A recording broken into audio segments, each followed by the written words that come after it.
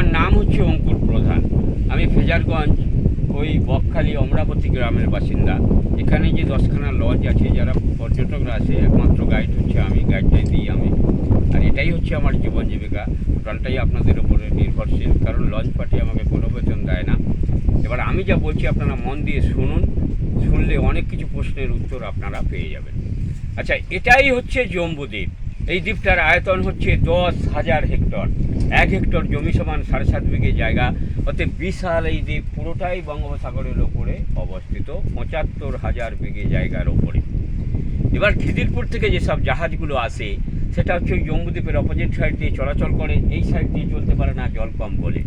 আর ওই যে ম্যানগ্রোভ গাছগুলো দেখছেন, ওগুলো কিন্তু কোনো এক প্রকার গাছ নিয়ে ম্যানগ্রোভ গাছ হয় না। এর ভেতরে আছে গেঁয়ু, পানি, গোরান, কেয়া, কেওড়া, হেতাল, বকড়া, সুন্দরী, এই প্রকার গাছগুলো নিয়ে হয় ম্যানগ্রোভ গাছ। আর এর হচ্ছে প্রচণ্ড মাটি ধরে রাখার ক্ষমতা। এই কারণেই মাটিটাকে ধরে রাখে। এর দু রকমের মূল আছে, একটা ঠেস মূল, একটা শ্বাস মূল। আর এই মাটি ধরে রাখে বলেই সুন্দরবনের যত বদ্বীপগুলো আছে সব কিন্তু ম্যানগ্রোভ গাছের কারণেই আছে, নাহলে কবেই সমুদ্রের তলাতে তলিয়ে যেত। 2008 সাল, তার ঠিক 30 থেকে 35 বছর আগে থেকে 120টা আদিবাসী ঘর ছিল এই জম্বুদ্বীপে বসবাস করত। আর ওই যে 1 থেকে 1.5 লাখ লোক শুটকি মাছের যে ব্যবসাটা হচ্ছে ফেজারগঞ্জ কার্গিল সি বিচে দেখলেন, ওই ব্যবসাটাও আগে এই জম্বুদ্বীপে করতেন। বিশেষ করে যারা ওই শুটকি মাছের ব্যবসাটা করতেন, ক্ষতিটা করেছে ওনারা। কীরকম না, শুটকি মাছের ব্যবসা করতে গেলে প্রচুর জায়গার প্রয়োজন হয়, ওদেরকে খামার তৈরি করতে হয়। একটুখানি জায়গাতে শুটকি মাছ শোকায় না। ওরা ওই খামার তৈরি করতে গিয়ে কী করতেন না, প্রত্যেক বছর ওইভাবে ম্যানগ্রোভ গাছ কেটে ফেলে দিয়ে সি বিচ বের করেছে। এগুলো কিন্তু সি বিচ ছিল না, সবই জঙ্গল ছিল। ওরা এই খামার তৈরি করতে গিয়ে প্রত্যেক বছর এইভাবে ম্যানগ্রোভ গাছ কেটে ফেলে দিয়ে সি বিচ বের করলে কী হবে? এটা তো বঙ্গোপসাগরের ওপরের দ্বীপ, গাছই তো মাটিকে ধরে রাখে। তাহলে দ্বীপটা কিন্তু একটা দিনে তলিয়ে যাবে। তলিয়ে গেলে সরকারের তো কিছু যায় আসে না, কারণ এখানে কোনো চাষযোগ্য জমি নেই, স্কুল নেই, হসপিটাল নেই, মানুষজন বাস করে না। সেফ খালি ব্যবসা করার তাগিদে। তাহলে ব্যবসা করতে গিয়ে যদি দ্বীপটাই তলিয়ে যায়, পক্ষান্তরণে কিন্তু সরকারের একটা বিশাল ক্ষতি হয়ে যাবে। কীরকম? এই দ্বীপ তলিয়ে গেলে এই বঙ্গোপসাগরের তাণ্ডব ঢেউগুলো নাচতে নাচতে গিয়ে আমাদের ওই 3খানা দ্বীপের ক্ষতি করে দেবে। 1 ফেজারগঞ্জ, 2 পাতিবনিয়া, 3 মৌসুমী আইল্যান্ড। কারণ ওখানে চাষযোগ্য জমি আছে, স্কুল আছে, হসপিটাল আছে, মানুষজন বাস করে। তাই সরকার চিন্তাধারা করে এই দ্বীপটাকে বাঁচিয়ে রাখার তাগিদে এখান থেকে এই কায় কারবার, বসতি, ওঠা নামা পুরোটাই ব্যান করে দিয়ে নো ম্যানস ল্যান্ড করেছে। এই জিনিসটা এমনিতে হয়নি। বামফ্রন্টের আমলে 2জন মন্ত্রীর ভেতরে এই দ্বীপটাকে নিয়ে টাসেল হয়। একজন ছিলেন মৎস্যমন্ত্রী কিরণময়ানন্দ, আর একজন ছিলেন বনমন্ত্রী যোগেশ বর্মন। 2 মন্ত্রীর ভেতরে এই দ্বীপটাকে নিয়ে এ কারণেই টাসেলটা হয়। মৎস্যমন্ত্রী বলতে চাইছে আমার মৎস্যজীবীদের এখানে ব্যবসা করতে দিতে হবে, আর যোগেশবাবু বলছে ভাই তোমার মৎস্যজীবীদের ব্যবসা করতে দিলে ওরা যেভাবে ম্যানগ্রোভ গাছ কেটে ফেলে দিয়ে সি বিচ বের করছে, কারণ ম্যানগ্রোভ গাছই তো মাটিকে ধরে রাখে, দ্বীপটাকেই একটা দিনে তলিয়ে দেবে। আর এই দ্বীপ তলিয়ে গেলে সামনের দ্বীপগুলো সম বিপদে পড়ে যাবে। কেউ কারোর কথা শোনে না। দুজনেই বামফ্রন্ট আমলে বড় মন্ত্রী। এই কোনো মন্ত্রী যখন কারোর কথা কেউ শুনছে না, তখন এই বামফ্রন্ট আমলে এই জম্বুদ্বীপ নিয়ে বিধানসভাতে অনেক আলোচনা হয়েছিল। কোনো মন্ত্রী যখন কোনো দিক দিয়েই ঘাট পাচ্ছে না, তখন যোগেশবাবু কী করলেন না, এই জম্বুদ্বীপ নিয়ে সুপ্রিম কোর্টে চেষ্টা তুললেন। সুপ্রিম কোর্ট থেকে জজ সাহেবের রায়ে পুরো দ্বীপটার উপরে 144 ধারা জারি করে এই নামা, ওঠা, কায় কারবার, বসতি পুরোটাই ব্যান করে দিয়ে নো ম্যানস ল্যান্ড করেছে। আরও একটা কারণ দর্শিয়েছিলেন যোগেশবাবু, যাতুন জজ সাহেব দ্রুত রায়টা দিয়েছেন। কারণটা হচ্ছে যারা এখানে শুটকি মাছের ব্যবসাটা করতেন, ওরা কী করতেন? সরকারকে ট্যাক্স ফাঁকি দিয়ে বিনা ট্যাক্সে বিনা শুল্কে এখান থেকে ট্রলার বোঝাই করে শুটকি মাছ পাচার করতেন বাংলাদেশে। বাংলাদেশটা তো বিদেশি সাহায্যের ওপরেই চলে। তাহলে ওখান থেকে আবারও বিদেশি জিনিসপত্র এনে এই জম্বুদ্বীপ থেকে ট্রলার বোঝাই করে আমাদের মিনি শহর কাকদ্বীপে স্মাগলিং হতো।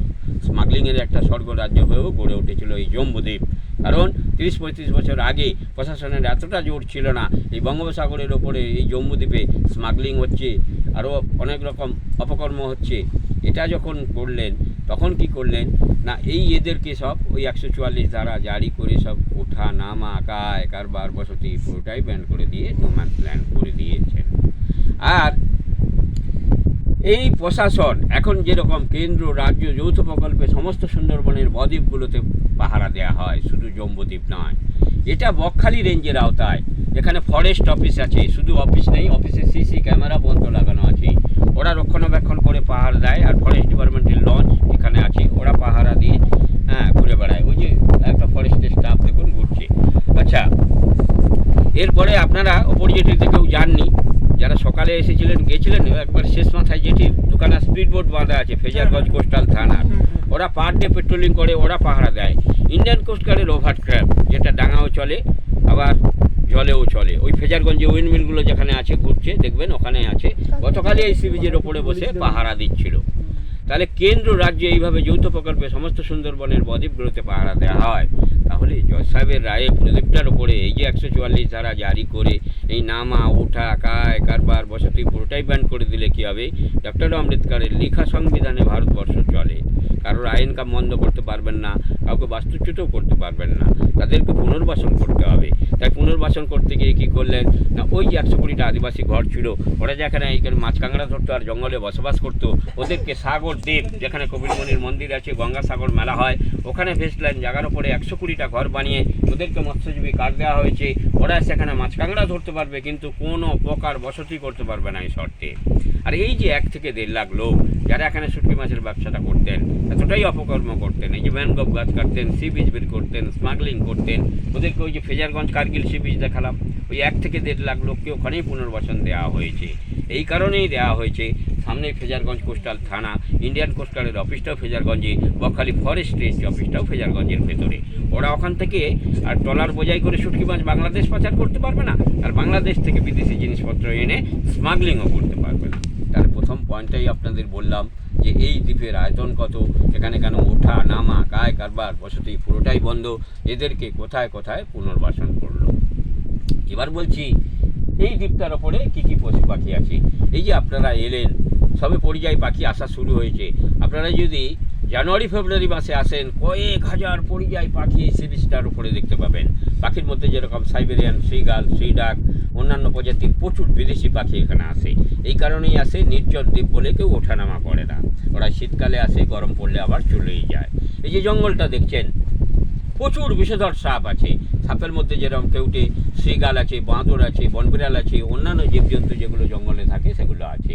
আর কি আছে, ওই যে আদিবাসীরা এখানে থাকতেন, ওরা যেহেতু এখানে মাছ কাঁকড়া ধরার সঙ্গে সঙ্গে জঙ্গলে বসবাস করতেন, ওরা সাইড বিজনেস হিসাবে প্রচুর পরিমাণে শুয়োর প্রতিপালন করতেন। এই শুয়োরগুলোকে বন্য পশু হিসাবে গণ্য করে ফরেস্ট ডিপার্টমেন্ট নিয়ে যেতে দেয়নি, প্রচুর পরিমাণে এখানে শুয়োর আছে। আর কি আছে, হরিণ আছে। এই যে এত বড় বঙ্গোপসাগরটা আপনারা পাড়ি দিয়ে আসলেন, এত বড় জল কিন্তু হরিণ পাড়ি দিতে পারে না, হরিণের পক্ষে সম্ভব নয়। ওই বকখালি বা পাতিবনিয়া থেকে হরিণ পেরিয়ে এই জম্বুদ্বীপে আসবে, তবে হরিণ জল পারাপার করতে পারে। কীরকম না, সুন্দরবনের ছোটো ছোটো খাড়িগুলোতে এপারে জঙ্গল ওপারে জঙ্গল এপার করতে পারে, কিন্তু এত বড় বঙ্গোপসাগর পেরিয়ে হরিণ এই জম্বুদ্বীপে আসতে পারবে না।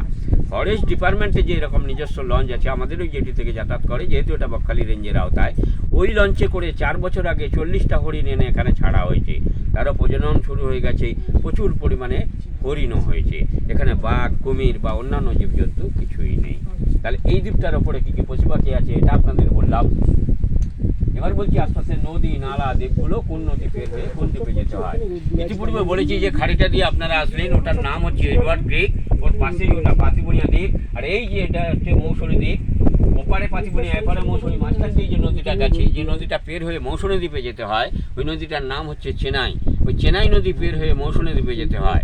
নামখানার উপরে যে ব্রিজটা হয়েছে হাতানিয়া দেয়ানার উপরে, পুরোটাই চেনাই নদীতে হয়ে নেমে এসে বঙ্গোপসাগরে মিশেছে।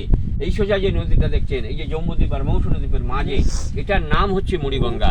এই মুড়িগঙ্গা পের হয়ে সাগরদ্বীপ যেতে হয়, যেখানে কপিলমুনির মন্দির আছে, গঙ্গাসাগর মেলা হয়। সাগরদ্বীপের পরে আরেকটা নদী আছে, নদীটার নাম হচ্ছে হলদি নদী। আপনি কলকাতা থেকে ডায়মন্ড পর্যন্ত হুগলি নদী, ডায়মন্ড থেকে হলদি নদী নাম নিয়ে পূর্ব মেদিনীপুর আর সাগরদ্বীপের মাঝখান দিয়ে এসে বঙ্গোপসাগরে মিশেছে।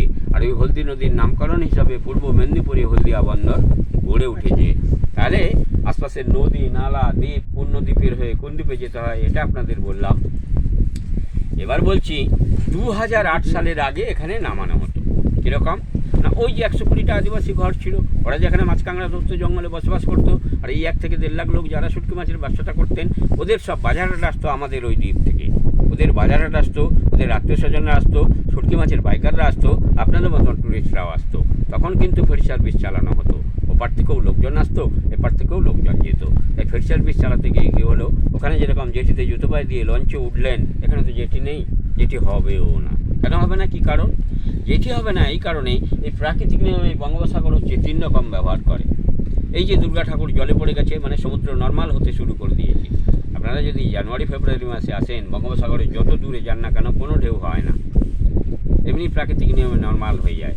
আবার আপনারা জুলাই আগস্ট মাসে আসবেন বর্ষাকালে, ওই মোহনা পের হতে পারবেন না, কেঁদে ফেলবেন। এক একটা ঢেউর উচ্চতায় 3-4-5 মিটার করে উঁচু ঢুকে ভেবে ওঠে, এইভাবে পড়ে এভাবে পড়ে। আবার এই যে বঙ্গোপসাগর, এটাই হচ্ছে নিম্নচাপের আতুর ঘর।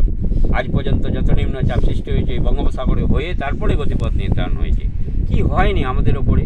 আমরা যেহেতু উপকূলে বাস করি 2009 সাল থেকে, 2009 সালে আয়লা, তারপরে ফণী, তারপরে বুলবুল, তারপরে আমফান, তারপরে জাস, তারপরে গুলাবু, আবারও মাঝখানে হয়ে গেল রেমাল, এবারেও হয়ে গেল দানা। এই বঙ্গোপসাগরের আতুর ঘরে যখন নিম্নচাপ সৃষ্টি হয়ে যখন ঝড়ের সৃষ্টি হয়, এর ভয়ঙ্কর রূপটাই দেখলে হাটফেল করে যাবেন। এক একটা ঢেউর উচ্চতায় নারকেল গাছ তাল গাছের থেকে উঁচু 10-12 মিটার করে উঁচু হয়ে এই দুমদুম করে এই সি বিচের ওপরে ভেঙে পড়ে। ফরেস্ট ডিপার্টমেন্ট অনেক চেষ্টা করে আসছেন, সেই মান্ধাতার আমল থেকে যেটি এখানে করতে পারেননি, এক ঢেউতে যেটি উজড়ে যাবে। তাহলে মানুষকে আগে কীভাবে নামানো হতো?